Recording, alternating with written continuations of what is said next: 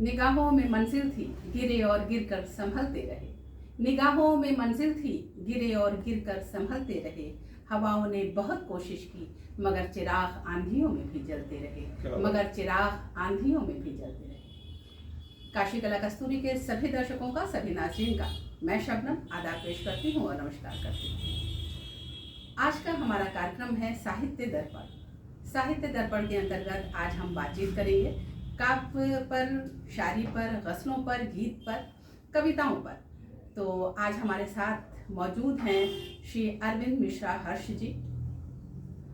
अरविंद मिश्रा हर्ष जी शहर का एक नामी नाम है और सभी जानते हैं कि आप एक सीनियर जर्नलिस्ट हैं और इसके अलावा भी आप काव्य पाठ करते हैं।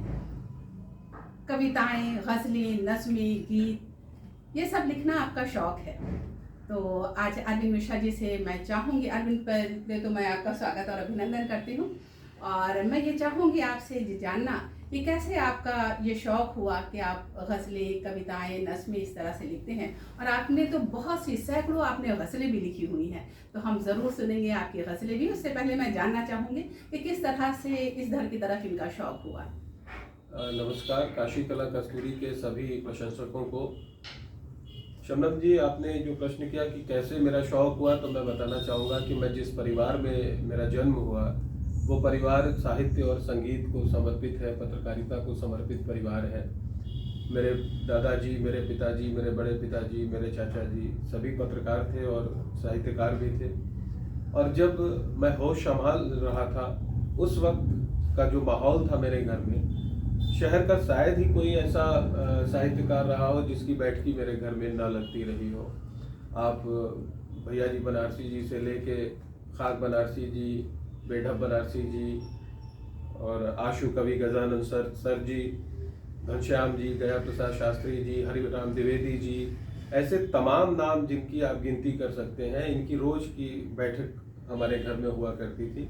और ये बैठकें आमतौर पर रात में हुआ करती थी। अच्छा। रात के दूसरे पहर से ये शुरुआत होती थी और कई बार तो सुबह हो जाती थी। और उसमें मेरी ड्यूटी हुआ करती थी हर थोड़ी देर पर चाय बना के सबको देने की। तो मैं इंतज़ार में बैठा रहता था और सुनता रहता था कि कब आदेश हो जाएगा कि चाय आनी चाहिए। और मैं सबको कविता, कहानी, तमाम तरह की चर्चा और ठहाके सब कुछ सुनता रहता था। तो वो एक जो प्रभाव मेरे अंदर पड़ा, वहाँ से मैंने बहुत सारे शब्द भी सीखे, बहुत सारा सलीका भी सीखा।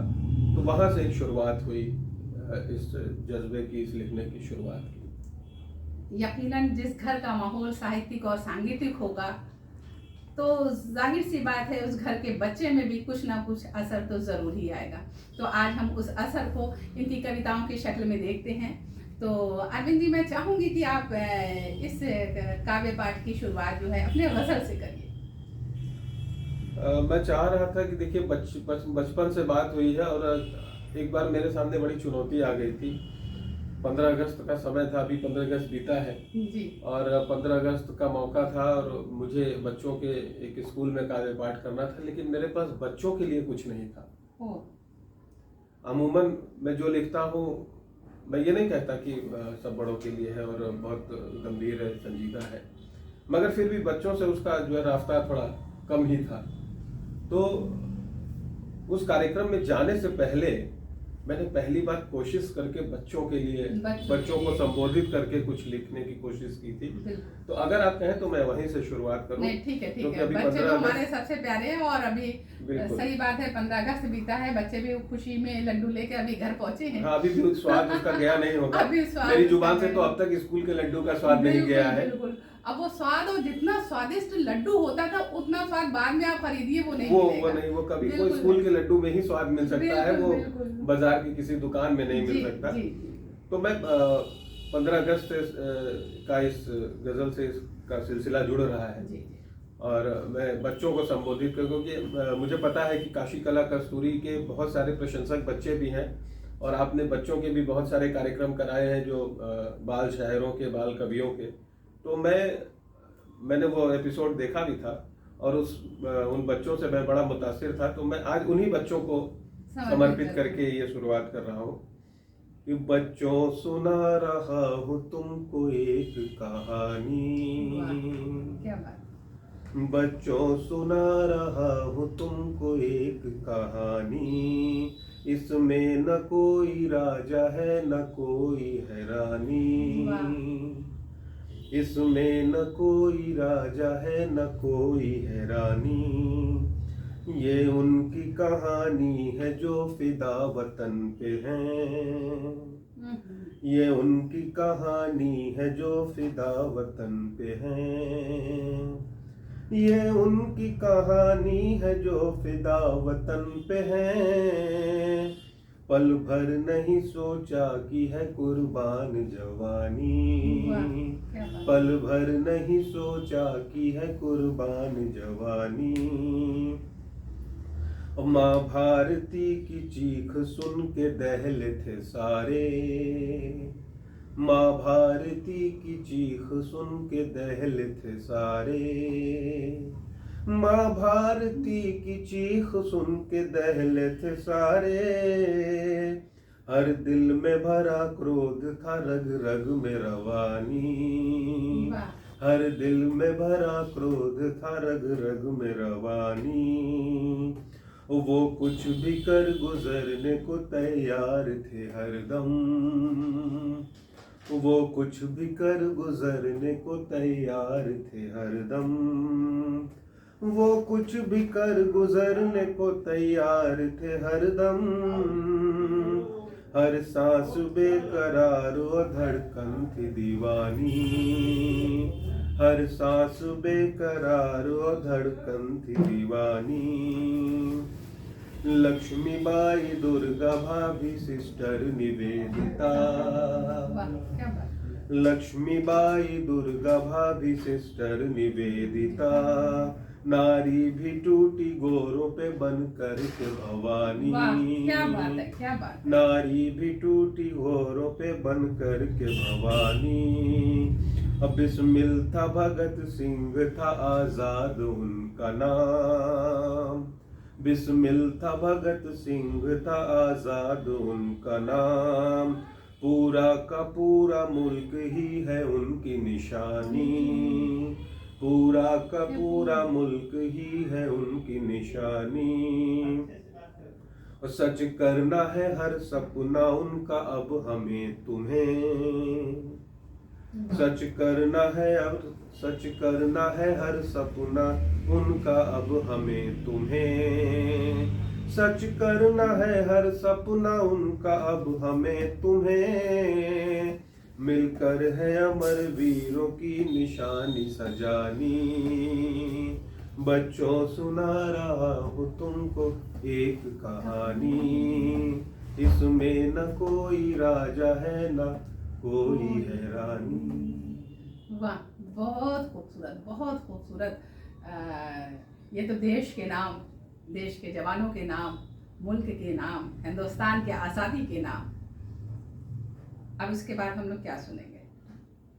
एक आपने बहुत मशहूर हुआ और हमने आपके YouTube पे भी देखा, कुछ चम्मच टाइप का कुछ आपने लिखा था। देखिए वो बहुत हल्की चीज़ है और बस यूं ही मजाक मजाक में हो गया था, और लेकिन वो मुझे याद भी नहीं है पूरा, और वो कहीं लिखा हुआ भी नहीं है।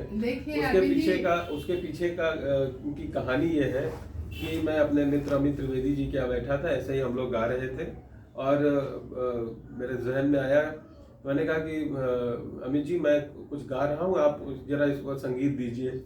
तो मैं रेंडमली वो बनाता गया, गाता गया और वो संगीत देते गए, और उन्हीं के एक शिष्य ने उसको रिकॉर्ड कर लिया था और वो रिकॉर्ड कर गया। उसने बाद में मुझे उसने वो रिकॉर्डिंग दी, तो मैंने कहा कि यार ये तो मजाक में भी एक अच्छी चीज, मतलब एक ऐसी चीज हो गई कि इसको मनोरंजन की दृष्टि से, तो मुझे उसकी शुरुआत की 2-4 लाइनें याद है, मैं वो सुना देता हूँ फिर आगे बढ़ता हूँ।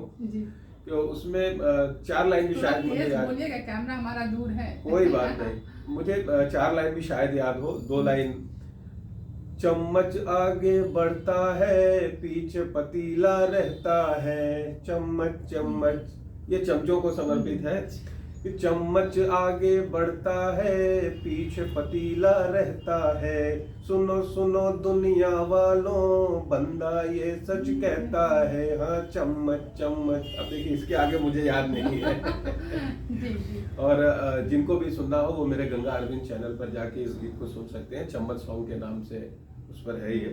हाँ, तो अब हम लोग क्या सुनने वाले हैं? मैं और कह रही हूँ अब इसके मैं- बाद आप गजलें अगर सुना सके तो आप। बिल्कुल, एक मैं आपको बहुत अपनी पसंदीदा गजल सुनाना चाहता हूँ। बिल्कुल। और ये गजल जो है बहुत ही खास गजल है मेरे लिए, क्योंकि मैं ये मेरे दिल के बड़ी करीब है ये गजल, और मैं वो गजल आपको सुना रहा हूँ। देखिए थोड़ा सा वक्त लगेगा क्योंकि बहुत अब आजकल लोगों का कागजों में नहीं रहता है, मोबाइल में होता है, और कागजों से ढूंढना आसान होता है, मोबाइल से ढूंढना आसान इतना नहीं होता है।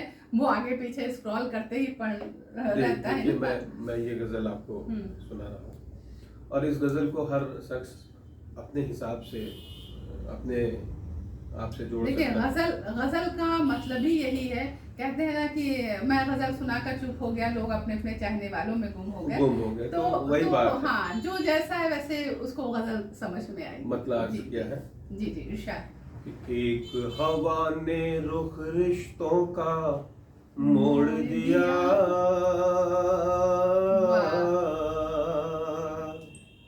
एक हवा ने रुख रिश्तों का मोड़ दिया, देखो जड़ ने साथ तने का छोड़ दिया,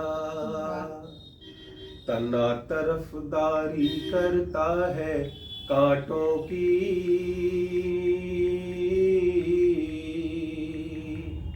तना तरफदारी करता है कांटों की, फूलों ने भी ये जुमला बेजोड़ दिया, फूलों ने भी ये जुमला बेजोड़ दिया, हर पत्ती हर शाख तने से चिढ़ने लगे, क्या बात है, हर पत्ती हर शाख से चिढ़ने लगे, हर पत्ती हर शाख तने से चिढ़ने लगे, पंछी ने खुद अपना घोंसला तोड़ दिया, पंछी ने खुद अपना घोंसला तोड़ दिया, खोखले दावे, आमतौर पर ऐसा प्रयोग होता नहीं है, धरती को बहुत मजबूत माना गया है और कहा भी जाता है, लेकिन फिर भी एक मैंने प्रयोग करने की कोशिश की है, क्योंकि इसके संदर्भ कुछ ऐसे हैं कि खोखले दावे धरती के कब तक टिकते,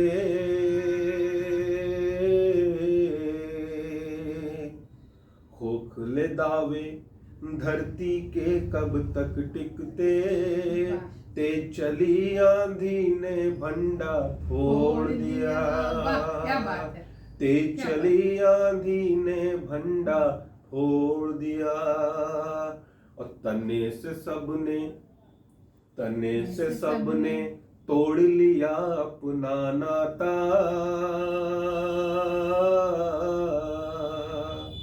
तने से सबने तोड़ लिया अपना नाता, तने का नाता तन्हाई से जोड़ दिया, तने का नाता तन्हाई से जोड़ दिया, देखो जड़ ने साथ तने का छोड़ दिया। वाह, क्या बात है। देखिए, दूसरा एक गजल का कहते हैं ना कि जब आज़ादी से जस्ट पहले 1936 के बाद से जो गजल का जो एक रुख जो चेंज हुआ, जो उसका कलेवर चेंज हुआ, कि फैज़ को ये कहना पड़ा था कि मुझसे पहली सी मोहब्बत मेरे महबूब न मांग, और भी गम है ज़माने में मोहब्बत के सिवा। तो इस तरह से जो समाज के और भी जितने मसाइल थे वो सब सामने आने लगे। तो देखिए, ये भी एक मसाइल की तरफ कहीं ना कहीं इशारा करती हुई अरविंद मिश्रा जी की ये गजल थी। लेकिन मैं ये कहना चाहूंगा कि ऐसा नहीं है कि गजलों से मोहब्बत गुम हो गई है, नहीं, उसकी तासीर अब भी है, और कुछ गजलों में बल्कि ज्यादातर गजलों में अभी भी वो चीज रवा होती है, मुखर होती है। देखिए, गजल का खास जो है जुज़ वो है तगज़्ज़ुल, तो उसको रहना ही रहना है। आप दूसरी भी बात करिए, आप समाज के हर पहलू पर भी बात करिएगा, तब भी वो कहीं ना कहीं उस जुज़ को, उस उनसुर को आपको लाना ही पड़ेगा। जी तो चलिए किसी सिलसिले से एक गजल आपको सुनाता हूँ, जी जी बिल्कुल। इसी जमीन से। हम्म। कुछ लोगों ने हमको एक बात बताई थी, सुनकर सहसा जिसको मेरी आँख भर आई वाह। थी। कुछ लोगों ने हमको एक बात बताई थी, सुनकर सहसा जिसको मेरी आँख भर आई थी। मांगा न मिला उसको, बिन मांगे गम पाए, क्यों दिल में खुदा उसके कोई प्रीत पर आई थी। क्यों सीना जो जला उसका धुआं भी न उठ पाया, सीना जो जला उसका धुआं भी न उठ पाया। अश्कों से ही बस उसने वह आग बुझाई थी। वाह, अश्कों ने उसने वो आग बुझाई थी। वाह। दिल टूट के जब बिखरा होकर टुकड़े टुकड़े, बहती ही रही आंखें खामोश रुलाई थी। वो चुभती रही उसको, डसती भी रही उसको, वो समझ नहीं पाया कैसी तन्हाई थी। वो समझ नहीं पाया कैसी तन्हाई थी। इसका जैसे आपने जिस अंदाज से पढ़ा तो वो कि ऐ मेरे वतन के बिल्कुल लोगों, बिल्कुल बिल्कुल बिल्कुल वही। दरअसल ये वही गजल चीज़ है। बिल्कुल शुरुआती दौर की हाँ। ये हम मुझे लगता है 1997-98 की गजल है। अच्छा। जब मैंने अपनी कोई तर्ज विकसित नहीं की थी लिखने की, मैं जो सुनता था उसके आधार पर लिखता था, तो ये उस एकदम जमीन वही है, लग रहा था कि हाँ बिल्कुल। बस हाँ वर्डिंग आपकी जमीन बाद वही है। में फिर कुछ ऐसा हुआ कि मैं फिर कुछ 1-2 मीटर पकड़ कर लिखने लगा और उसी पर फिर मेरी गजलें चलती रही। और कुछ ये तो आपने 2 गजलें, मैं सोच रही हूँ कि जितनी विधाओं में आप लिखते हैं आप सब एक एक सुना दीजिए।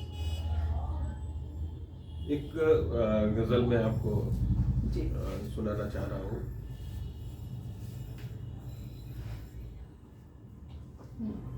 कि जब तीर हर्फ दिल के आर पार हो गए, वाह, जब तीरे हर्फ दिल के आर पार हो गए। वाह। जब तीर हर्फ दिल के आर पार हो गए, जब तीर हर्फ दिल के आर पार हो गए, दिल में बसे अरमान तार तार हो गए। वाह, क्या बात। दिल में बसे अरमान तार तार हो गए। और दम तोड़ने के वास्ते एक बार जो काफी, दम तोड़ने के वास्ते एक बार जो काफी, दम तोड़ने के वास्ते एक बार जो काफी, संग मेरे हाथ से वो बार बार हो गए। संग मेरे हाथ से वो बार बार हो गए।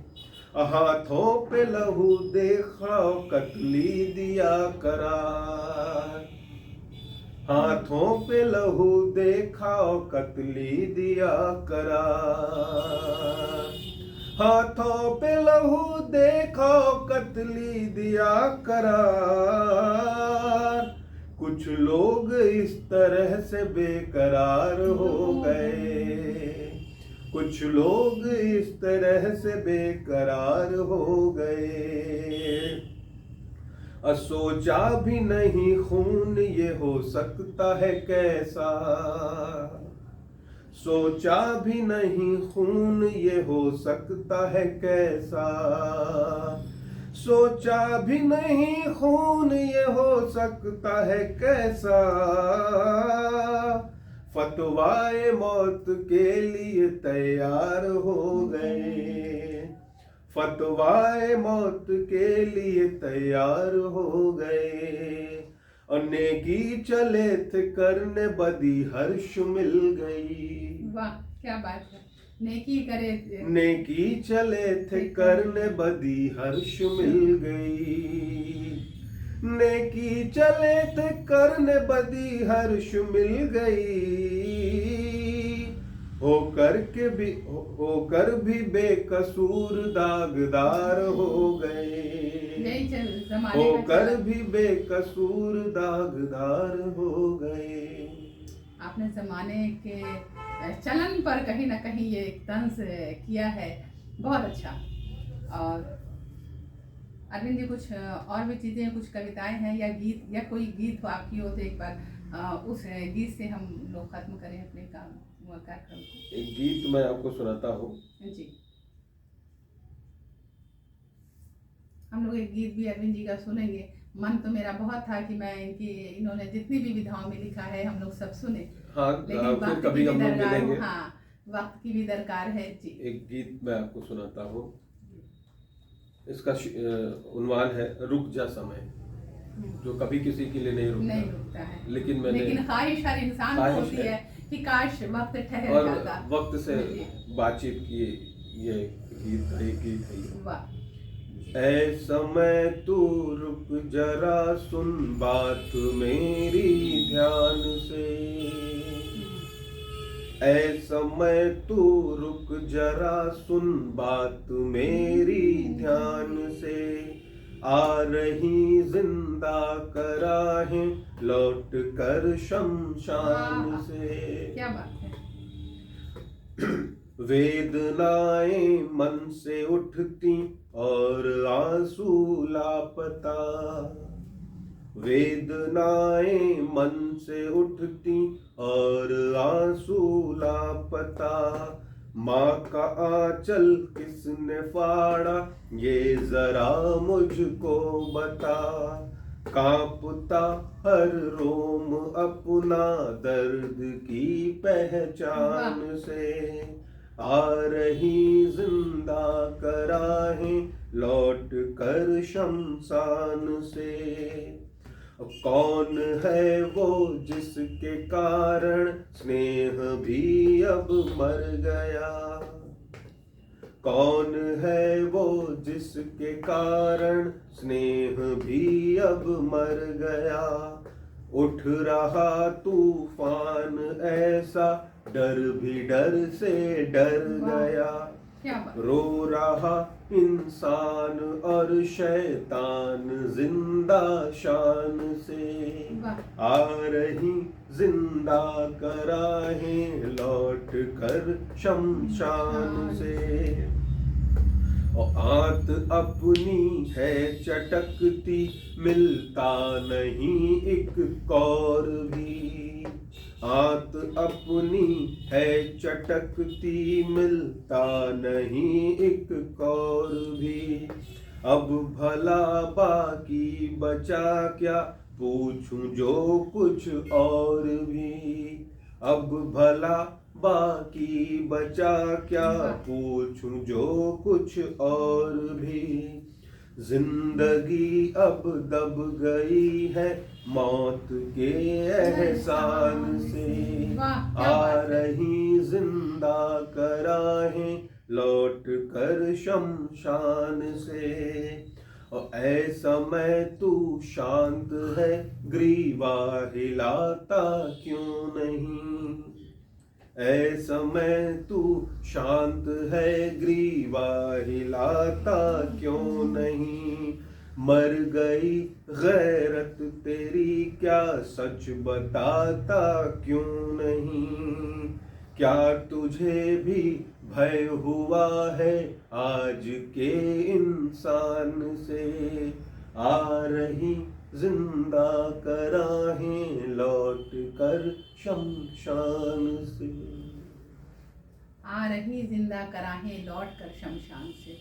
वाकई में बहुत खूब, बहुत खूब, बहुत ही अच्छा गीत आपने पढ़ा है। और जैसा कि मैंने पहले बताया कि आप जर्नलिस्ट हैं, तो कहीं ना कहीं आपकी कविताओं में भी वो नज़र आती है जो एक पत्रकार के लिए ज़रूरी होती है कि वो समाज के हर जगह पर उसकी नज़रें होनी चाहिए। तो वैसे ही हर दुख दर्द तकलीफ सुख दुख सारी चीज़ों पर आपकी नज़र और पैनी नज़र। और जैसा कि हमने अभी गज़लें भी सुनी तो उसमें भी एक तेवर था, एक कलेवर उसका एक नया था, और गीत में भी वही चीज़ हमको नज़र आती है।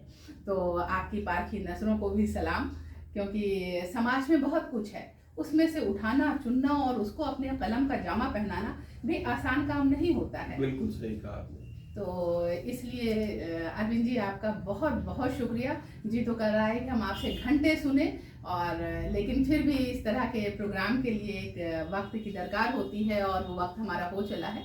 तो अरविंद जी आपका बेनतहा शुक्रिया कि आप काशी कला कस्तूरी पर आपने अपना कीमती वक्त दिया।